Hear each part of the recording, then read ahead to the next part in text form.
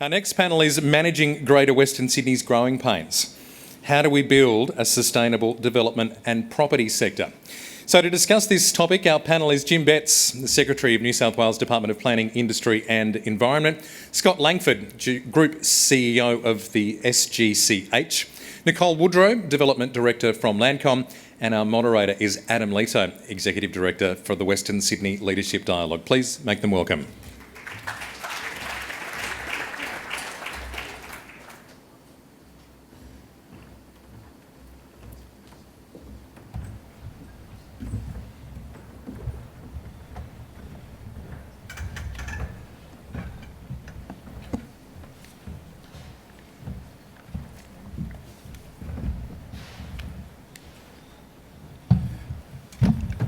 Thanks, Ryan. Welcome, guys. Jim, I might kick this off with you. You're looking very relaxed, so I might fire you up a little bit. Throughout the day, and including last night, we've heard a lot about the development of Western Sydney. We've heard about the transport, the hospitals, the schools, the roads, stadiums and homes that are popping out at a rate that we've not seen before. Over the past 12 months, we've started to see emerge some issues around quality, concerns around rising construction costs, and probably understanding your previous role in Infrastructure New South Wales, combined with your current role. Are we going too fast? Do we need to slow things down a little bit? No, I think we need to just adjust to a world in which growth is a reality. For a long time, Sydney got used to standing still. And I think it's fair to say that even the harshest critic of the current government would say that in the last 8 years they've put the foot on the accelerator in terms of a massive program of infrastructure investment and a rapid acceleration in housing supply. And housing market goes in cycles, and we know that and we acknowledge that. But I think we're now seeing an adjustment where, having moved towards the largest infrastructure program in New South Wales' history, twice the size of the Victorian infrastructure program, lest we forget. We have now got some growing pains associated with that. That doesn't mean we need a radical change of plan. It means we need to get more efficient in terms of our approaches to the way we procure infrastructure projects, the way they move through the statutory planning system, the way in which we build the workforce, so that we have the skills there on the ground to manage that construction task. And similarly, I'd say in the context of the property market,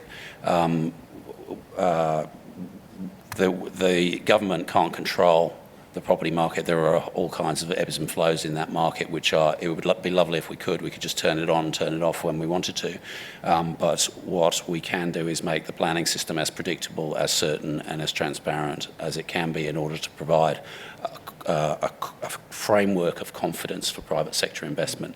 And I think the announcements, which we can talk about a little bit later on, may be that the Premier and Minister Stokes... Well, I'd like to get into that, because I mean, it did receive some airplay this week, and some views, some mixed views, I suppose, from councils around those reforms. Do you want to talk through, for those that aren't aware, what those reforms are and what they're intended to do? Yeah, so I'll talk about them at a high level, because what you saw this week was effectively a trailer announcement with the Premier and Minister Stokes acknowledging that in certain key areas we're going to be doing some work with a view to coming back in the new year with a more full-blooded and detailed announcement. One of the things that strikes me, sort of 7 months into this job running the planning system and coming from an infrastructure space, and people may have heard me say this in other forums, is that time is costless in the planning system, apparently, in the culture of the planning system. And yet, coming from an infrastructure background, if I failed to build Western Sydney Stadium for 6 months, I'd lose my job.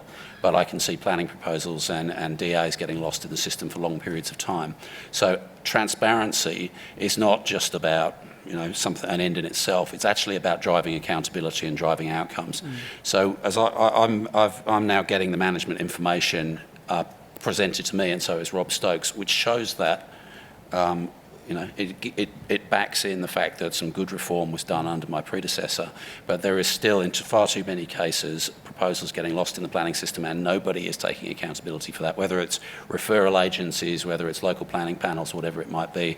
And the truth can't help us, right? We have to start with a very transparent appreciation of what's going on in the data. So that's where e-planning comes in.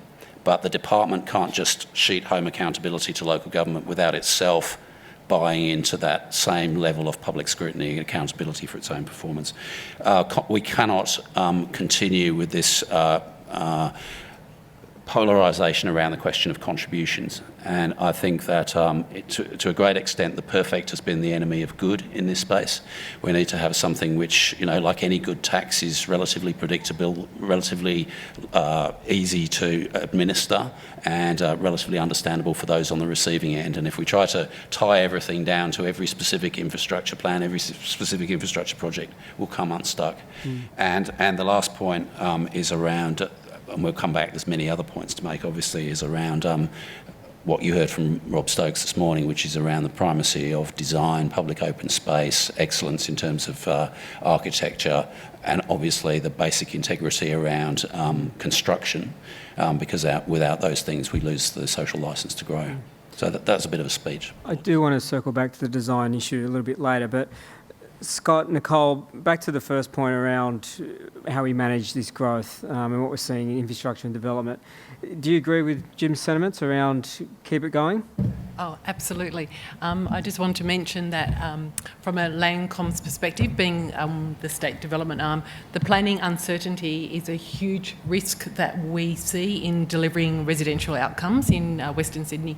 And the second pillar to that is the development contributions and the framework around the fees, taxes and charges that are imposed upon development in Western Sydney. So moving into the future, the timely and efficient coordination of infrastructure is important. A consistency and a legitimate and very transparent planning system would be fantastic. And also an awareness of the different layers of fees, taxes and charges across federal, state and local governments is also a very important element. And once all those things come together, you will have industry who are much more comfortable in taking on the delivery of a whole range of housing outcomes, including affordable housing and housing diversity. Yeah. Scott, perfect segue. Look, I think it's a little bit like saying, will the sun rise tomorrow? Sydney is going to grow. People want to live here. This is a really great city. So I don't think the question is, should we grow or should we slow down? It's a question of how do we want to grow? And I think that point about certainty is so important. We work in a sub-market space housing people that can't access the market, in trying to think about how we provide those housing solutions and what that looks like in a diversified housing market. Certainty is so important. I think the private sector has got an appetite to do more, but it needs to know where the goalposts are, and I think that goes to the point about the planning system. Sure. Jim, back to the design, and it was an issue that I raised with the Minister this morning. In an area where Sydney's probably been let down in the past, it's fair to say, and hearing and from a lot of the councils, it's obviously that it's an area they want to see improved in their cities. They're not just prepared to accept any DA these days. And there's a renewed emphasis on design, I think being led largely by the focus that your department's putting on it. What are some of the things that we should be doing in Western Sydney to make it a more livable, functional and attractive place? Well, we've talked already about the diversification of housing types, and that seems to me absolutely critical. The idea that it's just going to be kind of traditional broadacre development that's not going to be sustainable. It's not going to provide the price points that an increasingly diverse community needs. Through the planning system, through LSPSs, where local government does get to step up and have a very significant role in shaping things, there's opportunities to diversify housing supply. But it also needs to be cognisant of things like climate change. And so this is where, and I know that the Leadership Dialogue is doing some work in this space, as is the government.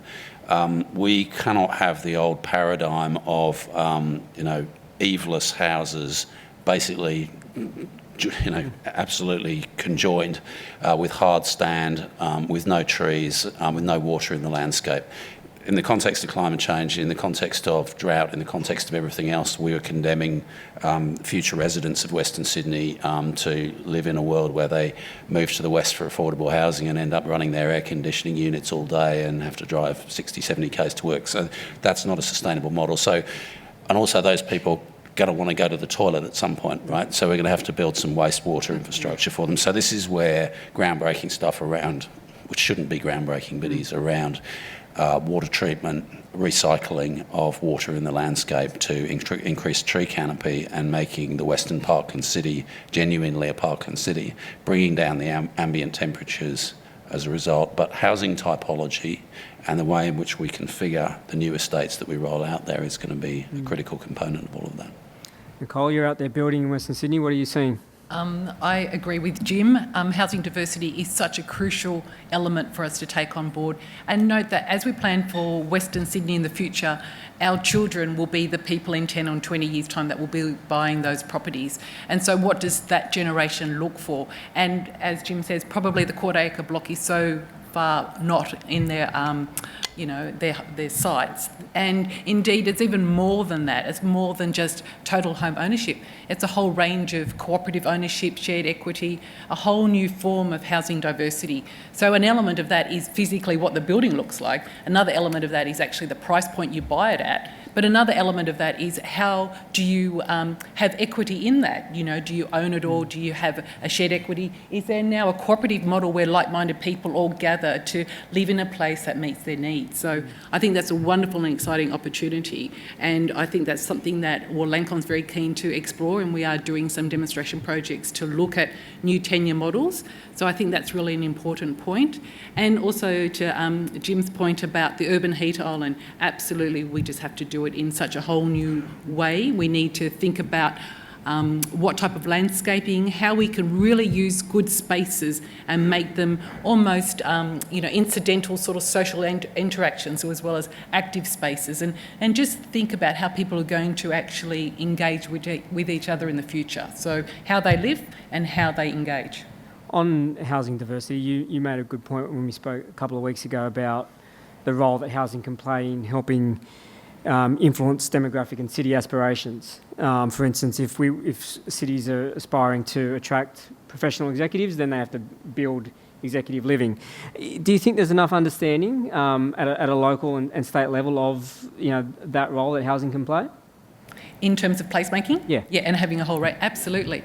As Sydney and the Western Sydney matures, you do need a whole spectrum of housing types, and that is a significant ingredient to making a healthy, robust and resilient place, a place for everyone. So yes, as equally as we need affordable housing, at the other end of the spectrum, we need other types of housing that attract the people whom do want to engage with the new Aerotropolis, and the place that we create needs to be attractive. So we do need to create it as a place where people are attracted by the quality of lifestyle it offers. Yeah.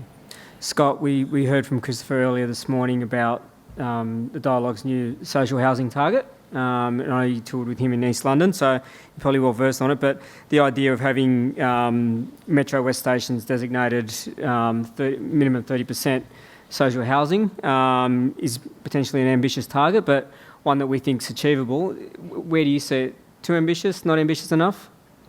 I think let's not argue about the number. I don't dislike Christopher's number, but let's say that certainty is important because these things have to be baked into feasibility. It can't be an expectation that the private sector is somehow going to subsidise or underwrite that. And I think drawing on the experiences in London, what's been baked into their system for a long time is greater certainty.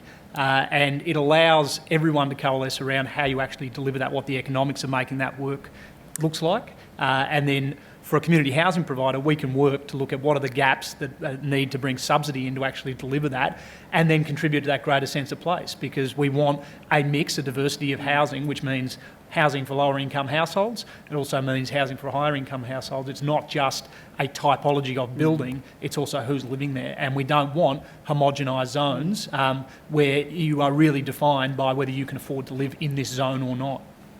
I've got a whole bunch of questions here, which I don't know if I'm going to get through them all, but first one's directed to Jim. How important are delivery development authorities in coordinating precinct level development and driving urban renewal progress? Do we need one for the central city? Well, I think there's a model emerging in the West which we're learning from as we go. So in a way, in a governance sense, we've leapfrogged the central city and gone out west because it's relatively greenfield and it's had a heap of greenfield infrastructure investment going out there. I would say that the planning partnership has been a very positive aspect of the governance model for the Western Parkland City, in the sense that it has given government the opportunity to combine its firepower. It's given it high quality backing through people like Andrew Jackson, and it's also given local government the seat at the top table that it should always have had. I think there are other aspects of the governance of the Western Parkland City which need streamlining. I think a lot of good things sprung into life very early in the piece, and maybe we need to stop letting 1,000 flowers bloom, and we'll be putting out the local infrastructure planning framework very shortly, which people will be able to comment on.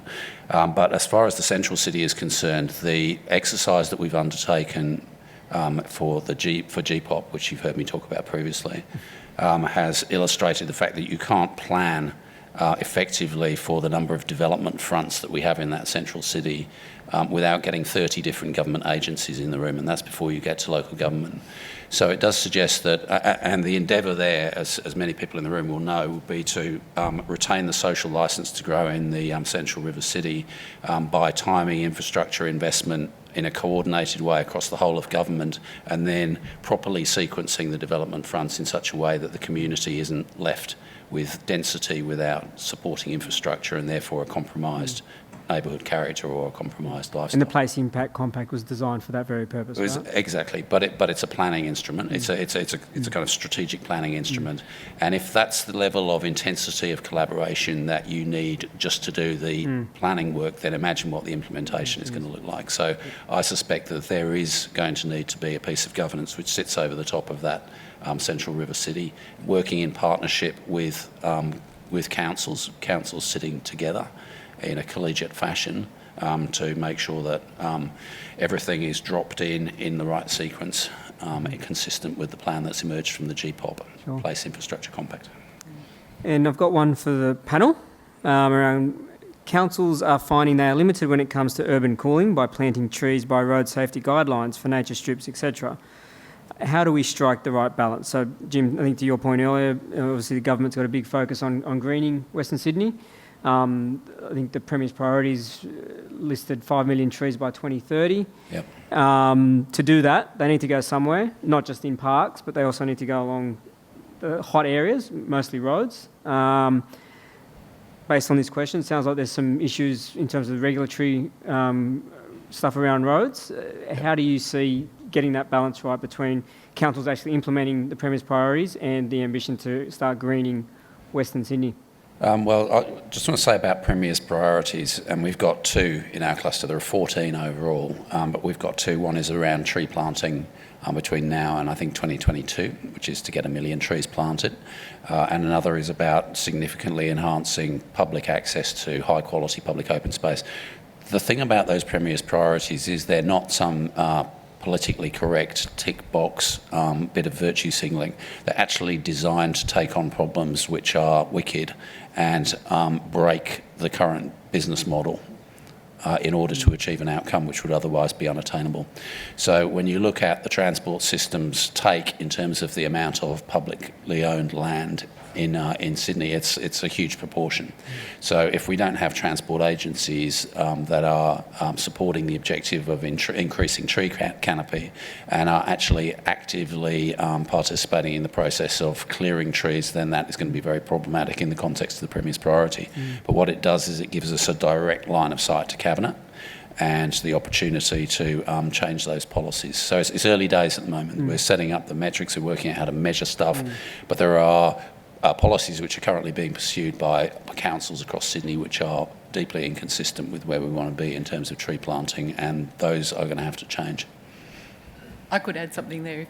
Landcom has several demonstration projects it's doing in Western Sydney, and precisely we are looking at one of those in Blacktown.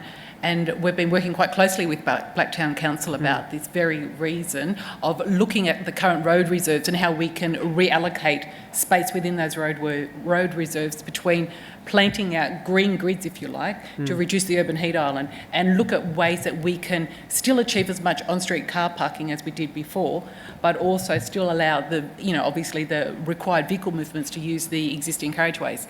So there is, to your point, a slight tension between engineers and and them feeling the necessary comfort in and around garbage trucks and sweep paths and view lines when it comes to trees and road reserves. So yes, that's something that we're sort of taking head on, but it is an absolute tension between trying to actually get that balance of getting those corridors greened and also then making sure that those carriageways are still safe.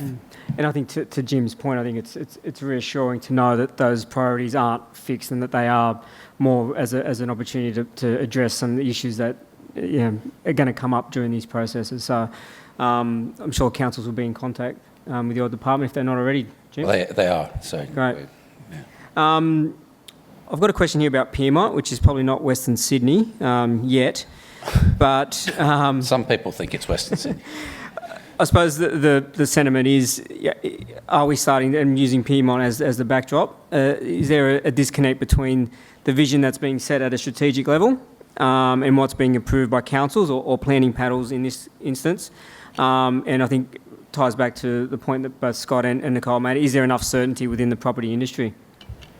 We've got to remember, before we blame the Independent Planning Commission for knocking back the casino, that it was my department that produced the assessment report, which said that the development at Pyrmont was inappropriate and shouldn't proceed for a variety of reasons, but one of which was the context of Pyrmont, which is, whilst the 28-metre rule isn't absolutely fixed, and there are some exceptions to that, 260 metres is a big stretch to say that.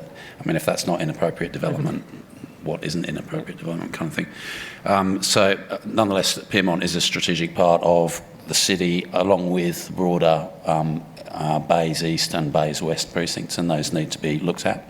I think the overarching thing is that people feel ambushed in the planning system because governments have failed to do enough upfront strategic planning, so that, if you like, the strategic plan gets set by default through individual development applications, and that can't be right.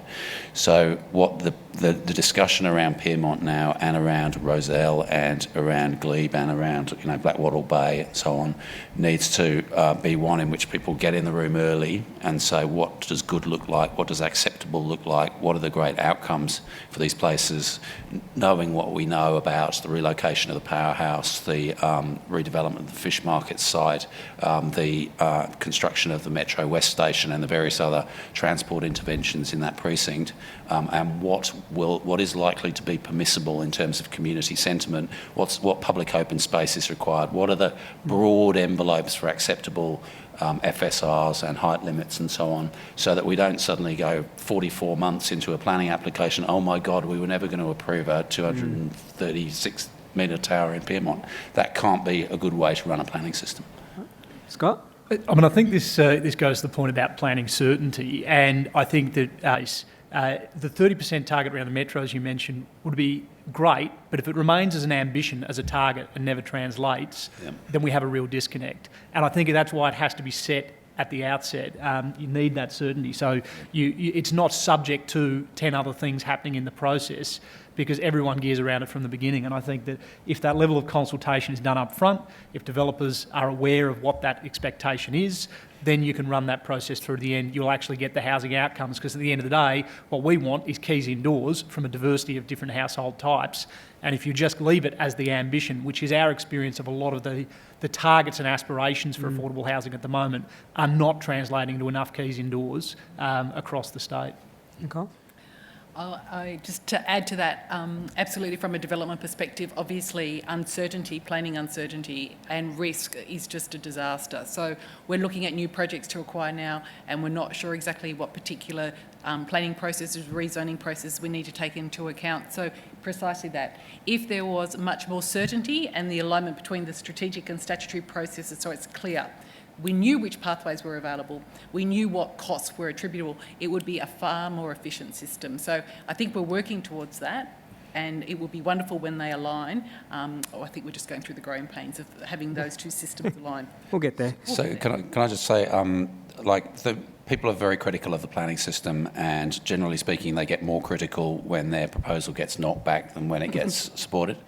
But there are reasons why the planning system has arrived in the state that it is in, and one of them is about in most jurisdictions, it's about traumas in the past, and we have a culture which is very ICAC conscious. And that's a good thing, right? We don't want ministers going to jail. It's only 10 years ago, or less than 10 years ago, since ministers were going to jail in the city.